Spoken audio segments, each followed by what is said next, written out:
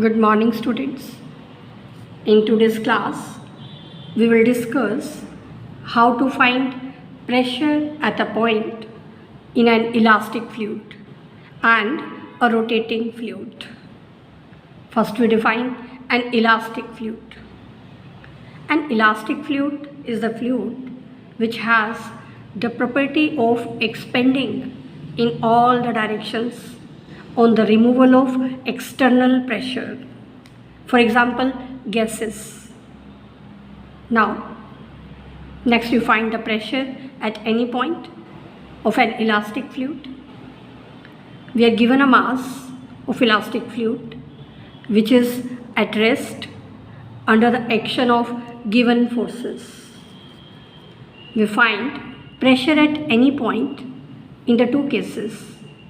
First case, when the temperature remains constant, and the second case, when the temperature varies.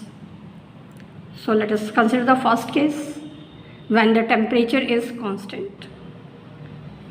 When the temperature of an elastic fluid is kept constant, then we can apply Boyle's law, which we have already discussed in the 4th unit. According to this law, when temperature is kept constant, then pressure varies directly as the density for the elastic fluid. So we can write P is equal to K into rho. Here K is constant of proportionality, P is the pressure of the elastic fluid, and rho is the density. Now, the differential equation of pressure, that is given by dP is equal to rho into x dx plus y dy plus z dz. Here capital X, Y and Z, these are the components of external force per unit mass in the direction OX, OY and OZ respectively. Now from this equation, because P is equal to K into rho, so from here we can find the value of density rho, which is P upon K. So we can put the value of density in this differential equation. So we get dP is equal to P upon K into x dx plus y dy plus z dz. Separating the variables, we get dP upon P is equal to 1 upon K into x dx plus y dy plus z dz. If the forces are conservative forces means the forces for which the work done depends only on the initial and final position, and it is irrespective of the path taken.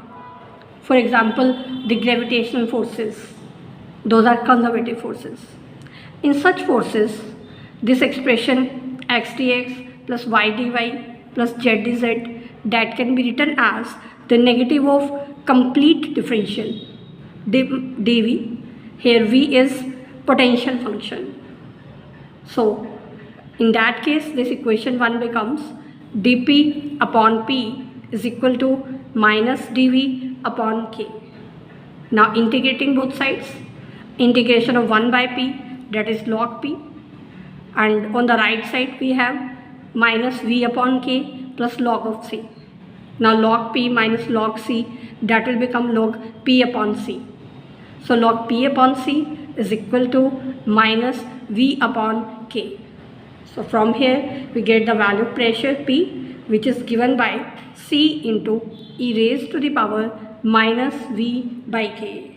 So this gives us the pressure at a point in the elastic fluid in the case when temperature is constant.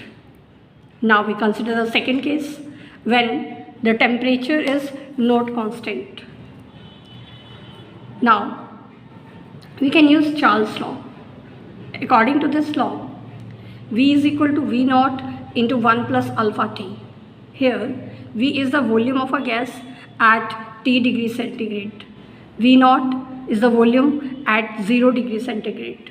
Alpha, that is the coefficient of expansion, having the value 1 upon 273. T, that is temperature in centigrades. Now if we consider rho naught and rho as the densities of the elastic fluid at 0 degrees Celsius and T degrees Celsius respectively. Now because mass remaining constant, so we can say that mass means density into volume. So rho into V, that will be constant, means rho into V is equal to rho naught into V naught. So from here we get rho naught upon rho is equal to V upon V naught. Now from this equation we can find the value of V upon V naught, which is 1 plus alpha T. So we can put the value here. So we get rho naught is equal to rho into 1 plus alpha T. So the value of pressure P, that becomes K into rho naught is rho into 1 plus alpha T. From this expression, if we take alpha outside, this will become K into rho into alpha. Inside we have 1 upon alpha plus T. 1 upon alpha is 273. 273 plus T.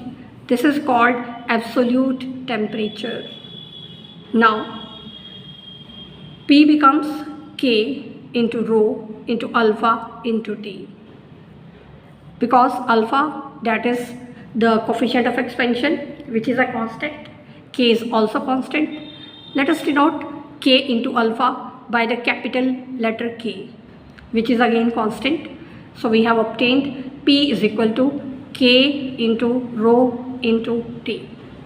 Now, the differential equation of pressure, that is dP is equal to rho into xdx plus y dy plus z dz. From here we can find the value of density rho, which is P upon KT. So we can put the value of density here. We get dP is equal to P upon KT into xdx plus y dy plus z dz. Dividing both sides by P, this equation becomes dP upon P is equal to xdx plus y dy plus z dz upon KT.